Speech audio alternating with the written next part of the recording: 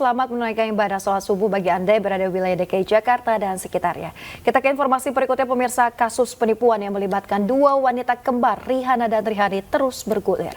Kasus kini memiliki babak baru. Rihana dan Rihani ternyata juga dilaporkan terkait penipuan rental mobil.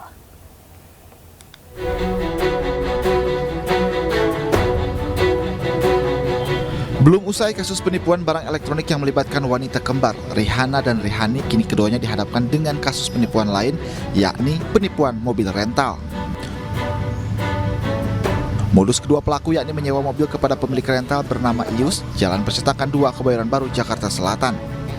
Rihana menyewa mobil sejak 4 tahun silam dengan dalih untuk bekerja. Awal pembayaran sewa berjalan lancar, namun selama 4 tahun Rihana tidak pernah lagi membayar uang sewa, sementara mobil yang digunakan keduanya pun tak kunjung dikembalikan.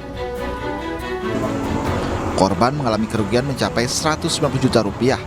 Atas kejadian ini, korban pun langsung melapor ke Polsek Kebayoran Baru. Lancar-lancar sampai setelah 4 tahun, ada kesulitan soal pembayaran, saya tagih ke rumahnya, tiba-tiba rumah yang di Jalan Tanah Ara itu udah nggak ada, dijual.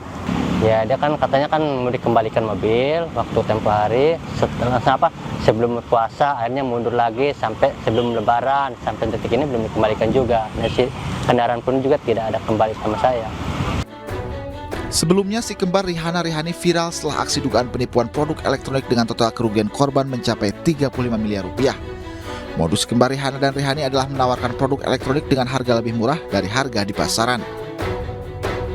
Namun usai membayar, korban tidak pernah mendapatkan barang elektronik yang telah mereka pesan. Atas kejahatan tersebut, Pusat Pelaporan dan Analisis Transaksi Keuangan atau PPATK memblokir rekening milik si kembar Rihana Rihani. Saat ini, untuk keduanya tengah diburu petugas Polres Jakarta Selatan. Dari Jakarta dan Helmi Sejambati, iNews melaporkan. Anggota Brimob Polda Riau, Bribka Andri Dharma Irawan, yang diduga memberi setoran ke komandannya meminta perlindungan Lembaga Perlindungan Saksi dan Korban.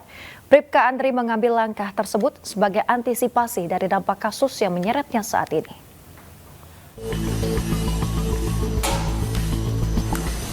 Anggota Brimob Polda Riau, Bribka Andri Dharma Irawan, yang viral di media diduga setelah mengirimkan sejumlah setoran ke komandannya meminta bantuan pada Lembaga Perlindungan Saksi dan Korban. Permohonan perlindungan Bribka Andri kepada LPSK telah dilayangkan sejak pekan lalu. Meski belum menerima ancaman atas saran sejumlah pihak, Bribka Andri memutuskan untuk meminta perlindungan ke LPSK. Ia dan keluarga khawatir atas dampak yang bisa mencuat pada kasus ini. Ini sih tidak, namun ya apa yang saya posting, apa yang saya sampaikan di media sosial, media massa itulah yang saya rasakan.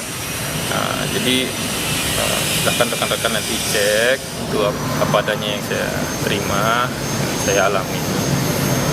Dan itu semua saya coba bertahap saya lakukan langkah-langkah hingga terakhir postingan itu di hari Minggu kemarin saya lakukan karena saya tidak tahu mau kemana lagi. Saya harus mencari keadilan dan perlindungan untuk saya. Sebelumnya, percakapan antara Bribka Andri Dharma Irawan dengan komandan batalionnya, Kompol Petrus Simamora, viral di media sosial. Dalam tangkapan layar tersebut, Kompol Petrus diduga sering meminta uang setoran. Bribka Andri diminta untuk menyetor uang sejak Oktober 2021 hingga Februari 2023 dengan total mencapai 640 juta rupiah.